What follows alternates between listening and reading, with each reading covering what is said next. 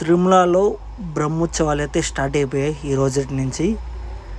మొత్తం 9 days start అవుతాయి అనమాట. ఇవన్నీ వాళ్ళ లైటింగ్లు చూడండి. ఇప్పుడైతే మన కంటికి ఏమీ కనిపించదు. నైట్ టైం అయితే చూసేదానికి బ్రహ్మాండంగా ఉంటుంది లైటింగ్. చూడండి అక్కడ మనకి పూలతో డెకరేషన్ చేస్తున్నారు.